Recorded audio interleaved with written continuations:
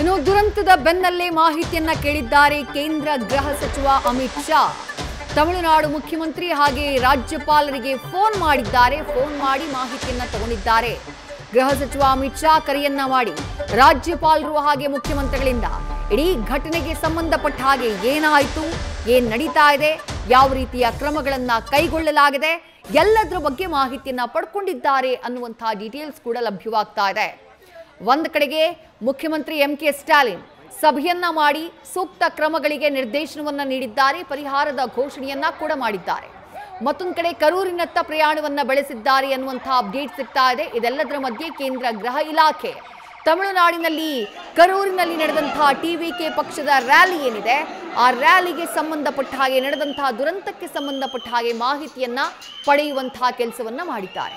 ಆಸ್ಪತ್ರೆಯಲ್ಲಿ ಹೆತ್ತವರ ನರಳಾಟದ ದೃಶ್ಯಗಳನ್ನು ಗಮನಿಸ್ತಾ ಇದ್ದೀರಿ. ಕೆಲವರು ತಮ್ಮ ಪತಿಯನ್ನ ಕಳ್ಕೊಂಡಿದ್ದಾರೆ, ಕೆಲವರು ಅಣ್ಣ, ಕೆಲವರು ತಮ್ಮ, ಕೆಲವರು ಮಗನನ್ನ ಕಳ್ಕೊಂಡಿದ್ದಾರೆ. ಕುಟುಂಬಸ್ಥರ ಆಕ್ರಂದನ ಮುಗಿಲು ಮುಟ್ಟಿದೆ. ನಟ ವಿಜಯ್ ಅವರನ್ನ ನೋಡಬೇಕು ಅನ್ನುವಂತಹ ಒಂದೇ ಒಂದು ಕಾರಣಕ್ಕಾಗಿ ರ್ಯಾಲಿಗೆ ಹೋದಂತಹ 33 ಜನ ಉಸಿರು ಚೆಲ್ಲಿದ್ದಾರೆ.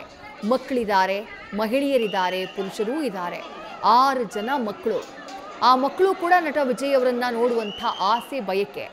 ನಟ ವಿಜಯ್, ದಳಪತಿ ವಿಜಯ್ ತಮಿಳುನಾಡಿನಲ್ಲಿ ಒಬ್ಬ ಸೂಪರ್ ಸ್ಟಾರ್, ಬಹಳ ದೊಡ್ಡ ಮಟ್ಟದ ಫ್ಯಾನ್ ಫಾಲೋವಿಂಗ್ ಹೊಂದಿರುವಂತಹ ಒಬ್ಬ ನಟ. ತನ್ನ ಕರಿಯರ್ನ ಉತ್ತುಂಗದಲ್ಲಿದ್ದಂತಹ ಟೈಮ್ನಲ್ಲೇ ರಾಜಕಾರಣಕ್ಕೆ ಇಳಿದವರು ನಟ ವಿಜಯ್. ಟಿವಿಕೆ ಪಕ್ಷವನ್ನ ಘೋಷಣೆ ಮಾಡಿದ್ರು ಕಳೆದ ವರ್ಷ ಸೆಪ್ಟೆಂಬರ್ 20ನೇ ತಾರೀಕು. ನ್ಯೂಸ್ ಫಸ್ಟ್, ನಿರ್ಭೀತಿಯಿಂದ ನಿಮ್ಮ ಪರವಾಗಿ.